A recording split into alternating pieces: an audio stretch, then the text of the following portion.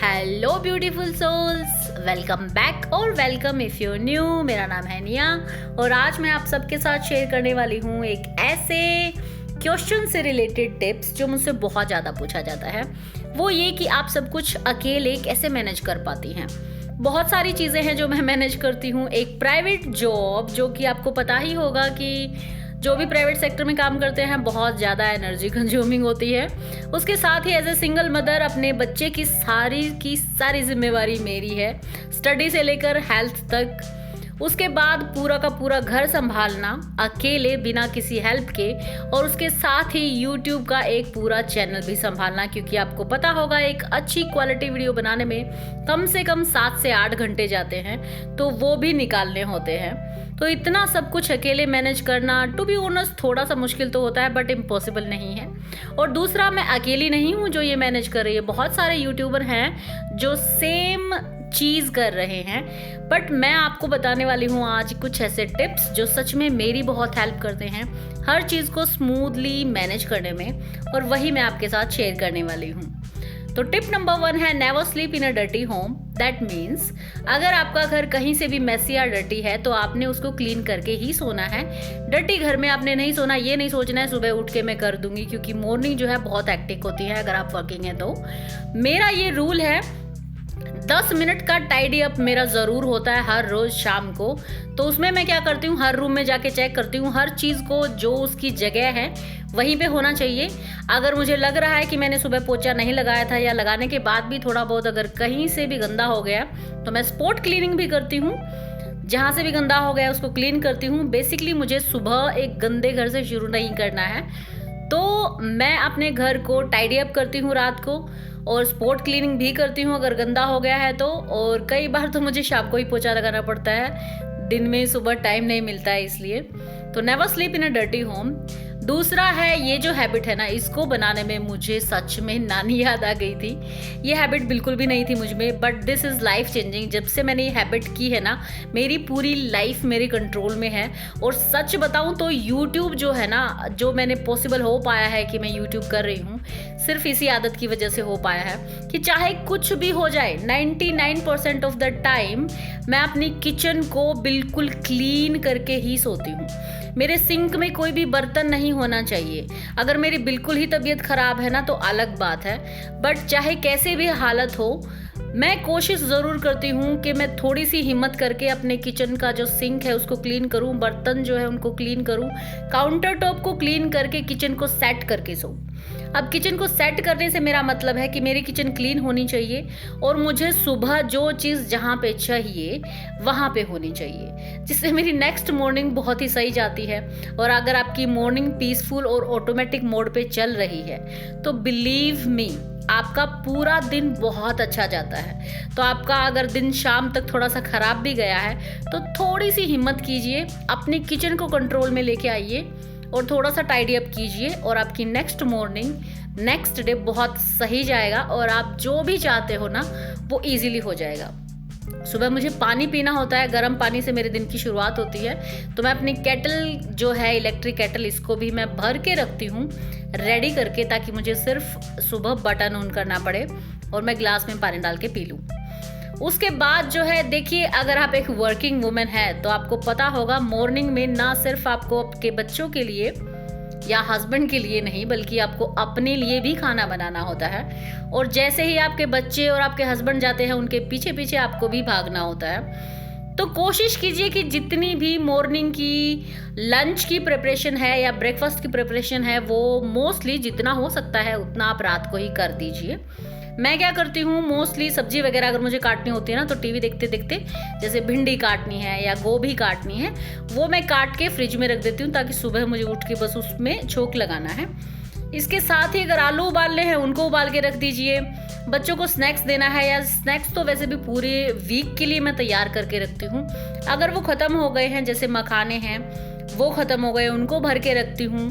तो मैं चेक करती हूँ कि मुझे नेक्स्ट डे लंच में क्या खाना है, और उसके साथ ही मुझे ब्रेकफास्ट क्या बनाना है वो मुझे पहले से रेडी होता है, ठीक है। और उसकी सारी की सारी प्रिपरेशन मैं रात को ही करके सोती हूँ, क्योंकि सुबह जो है बहुत हेक्टिक होती है, और अगर आप सुबह पूरा का पूरा प्रिपेयर करने लग गई ना, तो फिर जब तक आप ऑफिस जाएंगे अपने किचन को आप मैसी ही छोड़ के जाएंगी, इसकी पूरी गारंटी है।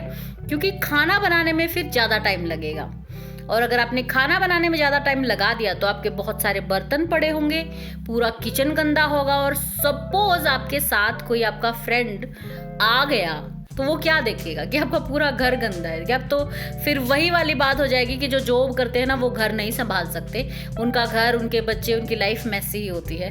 बट एक्चुअल में ऐसा नहीं होता, कभी कभी हो सकता है बट हमेशा नहीं होता है। तो यहाँ पे मैं जो मखाने हैं उनको मैंने रोस्ट किया है, क्योंकि ये एक हेल्दी स्नैक है तो मैं ज़रूर रखती हूँ। बाई चांस विहान मुझसे पहले आ जाए, उसको भूख लगी हो तो वो खा लेता है, ठीक है। तो यहाँ पे मैंने एक्स्ट्रा मखाने इसमें रख दिए हैं, और ये मैं यहाँ पे रख दूँगी, जो सुबह भी कई बार उसको लंच में देने पड़ते हैं। और देखिए मैंने जो आलू उबाले थे, सुबह मैं विहान का आलू का पराठा बनाऊंगी, और इनका जो है शाम को सब्जी बन जाएगी, या मैं भी टोस्ट वगैरह बना लूँगी।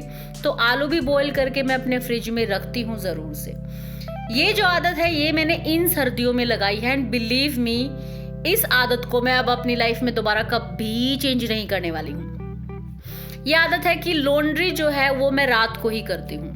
अभी समर जो है वो ऑलरेडी आ गई हैं, क्योंकि अब ना एक दिन में कपड़े जो है अंदर भी सूखने लग गए हैं। तो मैं क्या करती हूँ, जब भी मुझे कपड़े वॉश करने होते हैं, मतलब हर रोज़ मैं वॉश नहीं करती हूँ, लेकिन जो भी मेरा दिन होता है लॉन्ड्री का, जब मुझे एक लोड लगाना होता है, तो जैसे ही मैं शाम को अपना किचन का काम करना स्टार्ट करती हूँ ना, तो मैं एक लोड लॉन्ड्री का लगाने के बाद ही अपनी किचन में जाती हूँ। और जब तक मेरे किचन का काम होता है मेरे कपड़े वॉश हो चुके होते हैं, और फिर मैं इनको, मेरा स्टोर रूम है वहाँ पे मैंने डिश क्लॉथ ड्राइंग रैक रखा हुआ है, उसमें मैं इनको ड्राई करने के लिए रख देती हूँ।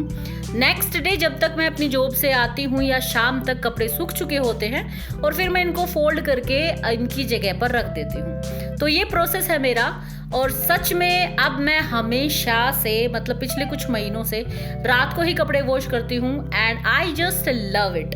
ऐसा लगता है जैसे हार्डली मुझे 5 से 7 मिनट लगते हैं, चाहे मैं उनको फोल्ड कर रही हूँ या फिर मैं उनको वॉश कर रही हूँ, बट ये बहुत ही सही है। और दूसरा, मैंने संडे को कपड़े वॉश करना बंद कर दिया है। मैं सैटरडे को एक लोड लगाती हूँ, और संडे को सिर्फ वो क्लीनिंग करती हूँ जो कि हम हर रोज़ नहीं कर पाते। नेक्स्ट, आपको अपनी स्किन केयर को बहुत ही सिंपल कर देना है, सिंपल प्रोडक्ट्स यूज़ करने हैं, और यहाँ पे मैं यूज़ कर रही हूँ मामाअर्थ का honey malai moisturiser and face wash, and they are amazing, simple to use. और मुझे आपको बताने की ज़रूरत तो है नहीं कि हनी और मलाई हमारी स्किन के लिए कितने अमेजिंग हैं। तो अगर आप भी अमेजिंग प्रोडक्ट खरीदना चाहते हैं तो मामाअर्थ की वेबसाइट और ऐप पर आप जाकर मेरा कूपन कोड हुड्डा 2023 यूज़ कर सकते हैं, और आपको मिलेगा 20% ऑफ। इसके अलावा ये प्रोडक्ट अमेजन, नाइका, फ्लिपकार्ट और पर्पल पे भी है, जिसके सारे लिंक मैं आपको डिस्क्रिप्शन बॉक्स में दे दूंगी। You can go and check that out. इसके अलावा अगर आप ऑनलाइन नहीं खरीदना चाहते हैं तो मामाअर्थ के सारे प्रोडक्ट्स और ये वाला भी आपको ऑफलाइन भी मिल जाएगा, तो अपने नियर बाय किसी भी ऑफलाइन स्टोर से भी आप परचेज कर सकते हैं। Mamaearth is all about goodness inside, and this goodness doesn't just lie in the products but also in the value that this brand stands for. जैसे कि मामाअर्थ एक प्लास्टिक पॉजिटिव इंडियन ब्रांड है। Mamaearth recycle more plastic than they use. They now recycle 240 empty plastic every month. इसके अलावा Mamaearth का plant based initiative is very impressive. Every time you buy from them, Mamaearth will link your order on the website to a tree that they plant. By 2025, Mamaearth is aiming to plant 1 million trees as part of this initiative. तो अगर आप ये amazing सा product bye करना चाहते हैं तो आप मेरा जो कोड है उसको यूज़ करके 20% ऑफ ले सकते हैं मामाअर्थ की वेबसाइट और मामाअर्थ की ऐप पर। इसके अलावा अगर आप इसको अमेजन, नाइका, फ्लिपकार्ट और पर्पल से बाय करना चाहते हैं तो उसके लिंक आपको डिस्क्रिप्शन बॉक्स में मिल जाएंगे। I just love the result of this product, really amazing. जैसा कि मैंने आपको दिखाया है, इनकी जो कंसिस्टेंसी है वो भी बहुत सही है, बहुत थोड़ा सा प्रोडक्ट लगता है और बहुत ही अमेजिंग रिजल्ट आते हैं। इसके साथ ही आपको ये ऑफलाइन भी मिल जाएंगे, तो you can also buy it offline. Next है वेक अप अर्ली। देखो इसका तो कोई सब्स्टिट्यूट नहीं है, हमारे पास दिन के तो वही घंटे हैं, लेकिन हम अपने इस टाइम को बढ़ा सकते हैं जल्दी उठ के। तो आपको जितने बजे आपका काम शुरू होता है, अगर उसको निपटाने के लिए आपको 6 बजे उठना है तो उससे आधा घंटा पहले उठना स्टार्ट कीजिए।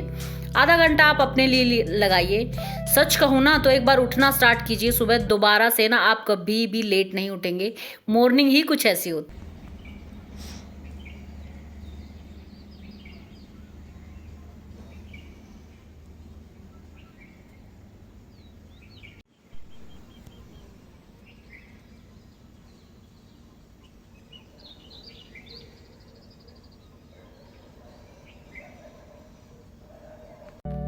तो आपकी मॉर्निंग को आपने सेट करना है, अपना मॉर्निंग रूटीन बनाना है और जल्दी उठना है। इसका कोई सब्स्टिट्यूट नहीं है। अगर आप अपनी जिंदगी में सब कुछ हासिल करना चाहते हैं, सारी जिम्मेवारियां पूरी करने के साथ साथ, तो सुबह जल्दी उठना ही पड़ेगा। और दूसरा है कि वीक में एक दिन ना आपका एडमिन डे होना चाहिए। एडमिन डे में आपने वो सारे काम करने हैं जो आप वीक में नहीं कर पाते हैं। देखिए, पूरा वीक एक ऑटोमेटेड मोड पे चलता है। शाम को ये काम करना है, सुबह ये काम करना है, फिर जॉब पे जाना है, फिर ये करना है। बहुत सारे ऐसे काम हो जाते हैं जो हम नहीं कर पाते, जैसे कि पंखे साफ करना, जाले उतारना, पर्दे वगैरह क्लीन करना, या फिर रिफिलिंग करना, या ऐसी चीज़ें क्लीन करना जो कि डेली क्लीनिंग पॉसिबल नहीं है जिनकी। उनके लिए आपका एक एडमिन डे ज़रूर से होना चाहिए।